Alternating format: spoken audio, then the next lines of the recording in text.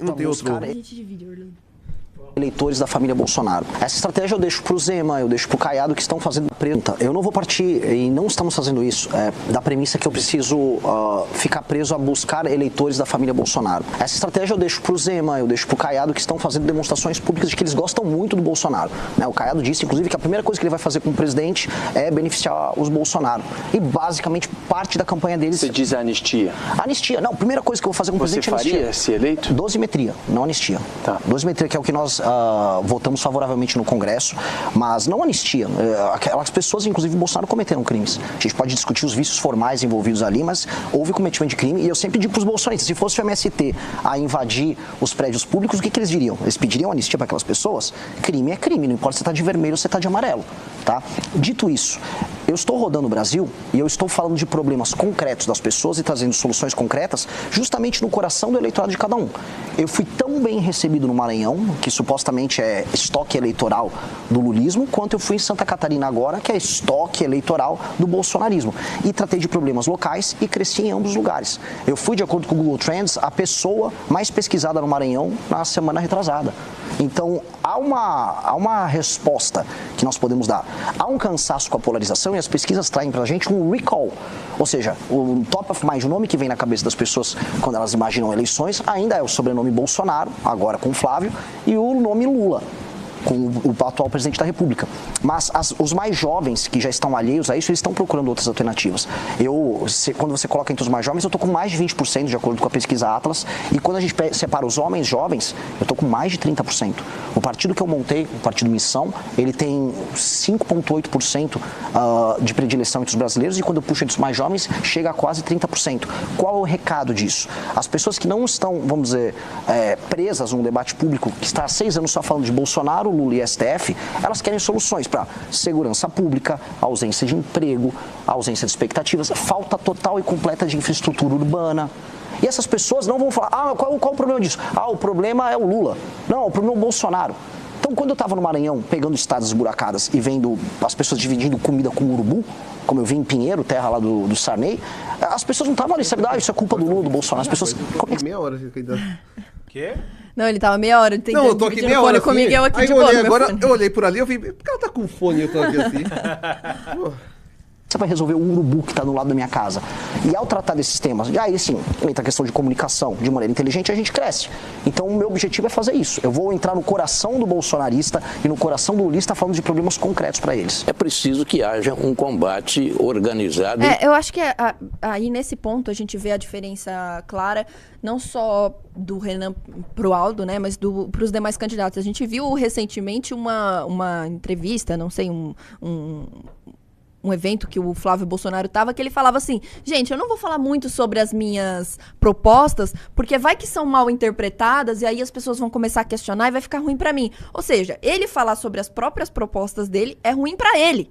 Pra vocês verem o nível de qualidade das propostas do cara, ou da falta de propostas nesse caso. Agora o Renan senta abertamente numa mesa e fala, eu estou indo do Maranhão a Santa Catarina, Rio Grande do Sul, todos os estados para poder ver o problema real das pessoas, entrar no coração delas e ajudar elas a resolver o problema que elas têm de verdade no dia a dia delas. E não só um problema imaginário, que é aí esse que as pessoas costumam trazer em épocas de eleições de Lula e Bolsonaro, que são os grandes nomes, né?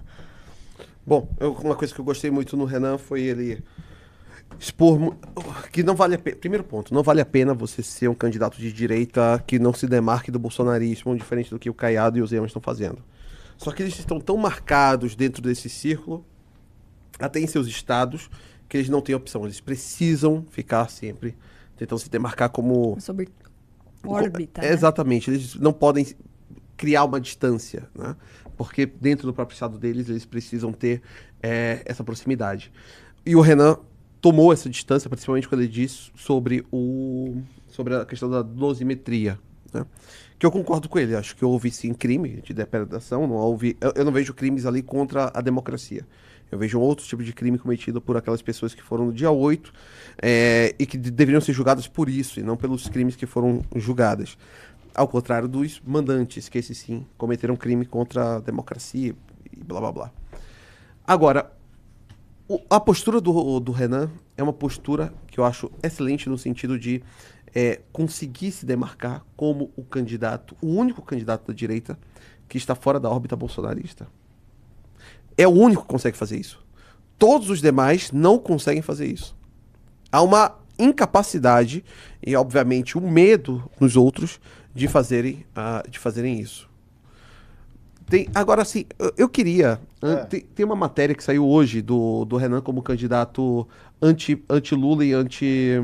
Não sei se o Renan já comentou? Já comentou. O Renan já comentou, não vou comentar, não. Faça comentário. É porque algo que o Renan comentou já está muito... já está dado. Mas isso aí eu acho que é importante, porque ele se torna, então, o único candidato verdadeiramente independente. Existem dois polos, e essa é uma questão que sempre deve ser colocada. Em 2022, chegou um ponto que eu quase tive medo, assim, quase eu pensei, eu disse, ok, isso pode chegar e ser em primeiro turno para o Lula, que foi parte da campanha quando ele estava dando aqueles sobressaltos em pesquisas, porque toda a campanha estava virando algo sobre o Lula. Sempre que houver um centrismo, no sentido de um candidato se tornar o centro do debate, isso é um perigo para os demais. E é um perigo porque os candidatos acabam caindo nesse tipo de armadilha. Depois, durante o processo, houve o bolsocentrismo, no sentido deles ter se tornado o centro do debate da última eleição. E eu falei, ok, então agora equilibrou, e há um equilíbrio entre as partes ali, que será decidido em segundo turno. Nesse ano, o Renan não deixa haver a centralização de um ou de outro, porque o Renan Santos é o terceiro colocado nas pesquisas e que consegue se colocar como o único candidato independente.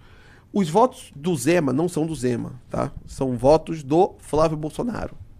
Votos do Caiado são votos do Flávio Bolsonaro. O que significa que o único que tem votos de verdade se chama Renan Santos. Isso é importante de entender, isso é importante de falar. Hoje, Renan Santos é o único candidato da direita que consegue se colocar nessa posição, e é por isso que há uma correlação de votos no Nordeste entre votos que eram do Lula e que hoje vão para Renan Santos. Porque muito voto que em outras épocas seriam votos para o PT, hoje já não vai para o PT, principalmente os votos jovens no Nordeste. É isso, não tem o que complementar. Então se cria essa correlação que ninguém esperava, que era uma relação entre os votos que ninguém esperava. Que alguém da direita, em uma direita não bolsonarista, conseguindo captar votos que antes iam para o petismo no Nordeste. Sim, porque é o que o próprio Renan falou, ele tá indo nesses lugares e vendo quais são os problemas de verdade dessas pessoas. E ali o exemplo que ele dá de, eu tô dividindo a minha comida com o urubu, é isso que eu quero que você resolva. Não quero que fique fazendo, medida populista, e programa e não sei o que lá na televisão. Precisa resolver o problema de fato. E é por isso que o Renan tem ganhado tanta margem, principalmente no Nordeste, que era encarado muitas vezes, principalmente pela direita bolsonarista, como um curral eleitoral do petismo. E é bom deixar claro. As opções tradicionais da direita no Nordeste também não entregam nenhuma alternativa verdadeiramente ao projeto petista no Nordeste. Você estava na live que eu mostrei a Bahia? A Salvador, especificamente?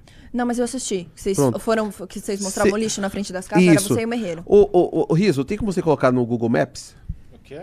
No Google Maps você vai botar Fazenda Grande do Retiro. Salvador, Bahia. Fazenda Grande do Retiro. E aí, pode colocar pra poder ver o Street View.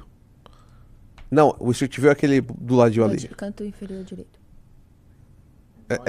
Era só você clicar onde tá aquela imagem ali. Ali é o Riso. No canto ali. Pronto, agora foi pra qualquer canto. Isso aí é Salvador, tá? Fazenda Grande do Retiro. Acho que você tá até em outro lugar já, porque você botou longe pra caramba, mas tudo bem. Isso aí é Fazenda Grande do Retiro. Se você for olhar o que é Fazenda Grande do Retiro, você tá vendo Salvador, tá? Isso aí é após anos e anos de ACM Neto e seu grupo político governando a Bahia. Mauá é igualzinho. Mauá? Uhum. O que é Mauá? Não sei o que é Mauá. Mauá é uma cidade aqui de São Paulo. Ok. Mas isso aí é só para poder falar que o projeto político da direita baiana entregou para a periferia de Salvador, isso aí. Você imagina, ó, 2024, tá vendo? Olha o tanto de lixo ali na esquerda. É isso, olha aí, 2024 isso. Esse é o projeto da direita baiana. Né? Então, obviamente, você nunca está diante de projetos políticos que estejam lidando com diferentes formas de enxergar o mundo. Não há uma nova imaginação sobre a própria cidade, não há uma nova imaginação sobre a urbanidade, absolutamente nada disso. Ao lado da sua casa, você conviverá com lixo, porque essa é a única realidade que eles podem te entregar. Nesse sentido, eles não conseguem imaginar uma cidade que não seja hostil à família, que seja hostil à sua convivência. Aí você vai olhar Salvador, aí você vai ver que Salvador, por exemplo, o Pelourinho, que é uma zona de turismo, foi revitalizada. A Barra foi revitalizada. A Barra foi revitalizada, claro, uma zona de turista. Né? Se você revitaliza somente as zonas de turismo, você não está revitalizando aquele lugar para que as pessoas possam viver. Olha aí. Parece outra cidade. Olha o Pelourinho. Olha a região. Acho que aí, eu não sei se é a parte da cidade alta ou cidade baixa. Mas olha isso aí. É outra cidade. Né? Mas por quê? Essa é uma zona onde vai muito turista. Você percebeu a mudança completa? Sim. Acho que ali de frente você vai ter o... Olha, aí você já entrou numa ruinha, já vai vendo. Vai ter o mercado modelo ali pela frente, eu acho. Né? Então, isso você... É isso mesmo. Aí a Baía de Todos os Santos aqui. Ali é a Baía de Todos os Santos, uma das coisas mais belas da história da humanidade. E ali você tem o mercado modelo.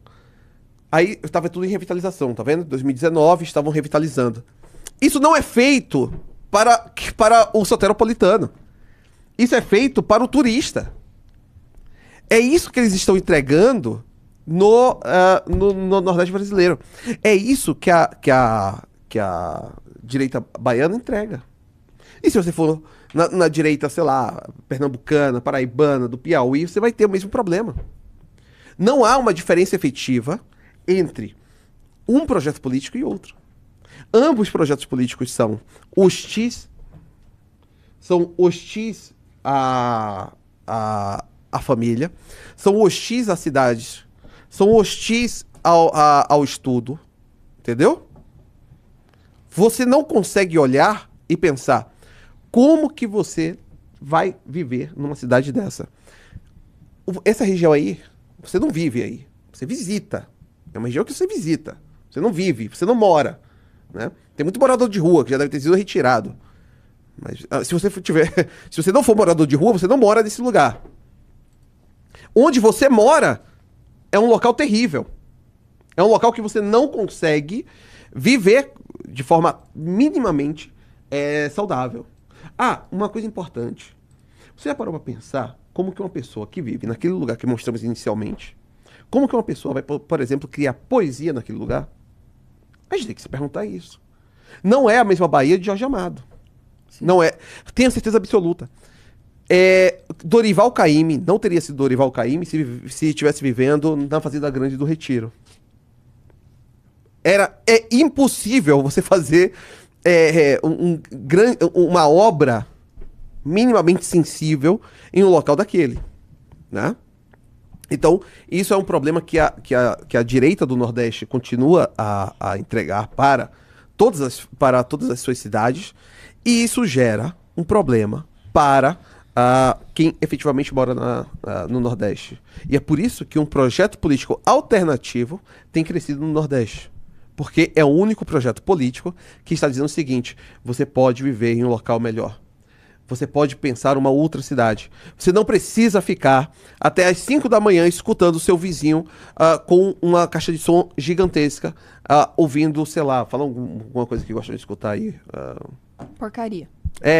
Porque eu ia falar Robson. Não, vamos falar porcaria, porque aí o Wesley Safadão. Fica... Wesley Safadão. É porque na Bahia é outra coisa. Eu ia falar Robson, só que Robson é muito antigo, cara. Então não sei quem é. Eu nem sei quem é Robson. Agora é o Canalha, desculpa. Pronto. Robson. Você não sabe quem é Robson? Ou Canalha. Eu não sei quem é os dois. Robson era um, o Canalha é outro. E tinha ainda o outro que era do Fantasma, que eu esqueci o nome agora. Mas o que importa é pagode baiano, você não conhece. Que bom. É. Vocês não conhecem, Porra, sacanagem, hein? Filha da mãe. Pelo menos não fizeram eu, gigante. Mano, olha, o fato de terem que usar uma IA pra me fazer gordo significa tem que A eu não... nessa imagem? Vai tomar seu rabo. Eu achei que era só um print. Cara, sério, eu odeio mulher, tá ligado? Cara, eu simplesmente odeio mulher. Vazou o áudio de Orlando. Pronto, no outro dia... O áudio... Nando Moura amanhã. O áudio anti-Arthur do MBL. Tipo, eu falando, eu odeio mulher. Mas, bom, cara, pior que... O pescoço, olha o pescoço, meu querido. Caramba, bicho. Tá, não, e a teta, tá com mais velho. peito que... E a teta gigantesca. Mas enfim, voltando a falar sério, tira esse baixo isso. Eu acho que o que reflete muito bem isso que você está falando é justamente a parte final do discurso do Renan, que ele fala exatamente isso, sobre o imaginário, sobre você... A gente, pelo menos eu cresci, eu acho que outras gerações também, sem conseguir vislumbrar um país melhor. A gente sempre acha que tudo vai dar errado, que tudo é ruim, que tudo vai ser uma merda, e acho que o discurso final do Renan, coloca pra gente, Riso, por favor, partezinha final, ela descreve justamente esse espírito e nos ajuda a ter esperança para pensar num Brasil melhor. Ele passa a ser um parceiro. Também, Renan, na sequência, bem considerações finais. De maneira clara para o nosso espectador. Disseram para você que o seu futuro é viver numa casa com muro, com medo de sair na rua porque pode ter seu celular tomado, tendo um emprego porcaria e assistindo as grandes coisas do mundo acontecerem em outros países. Estados Unidos, Japão, China, Coreia. Você aqui no Brasil é um espectador e no máximo torce para um time de futebol que hoje nem é tão competitivo. Pois bem, o Brasil pode ser glorioso. Você pode viver num país em que o bandido vai ser muito preso ou morto quando precisa. Você pode viver num país em que ganhar dinheiro não será um privilégio, mas será a regra. Você pode viver num país que será uma das 5 nações mais importantes do mundo. Você precisa ter imaginação, sonho e acreditar nas pessoas certas na hora certa. Não fique nessa história de Lula e Bolsonaro. Isso é o passado. O futuro e o presente já estão chegando. E o futuro, meu amigo, é glorioso. Aguardo você nessa aventura. Chega a rupia. Oh, mas quem que deu 2 socos nos olhos do Renan nessa... Caralho! Chega a rupia, tá? Não, assim, por favor, cancelem minha passagem, tá ligado? Não irei voltar. Conseguimos! Se você gostou do vídeo, não se esqueça de deixar o like e se inscrever no canal. Te vejo no próximo vídeo.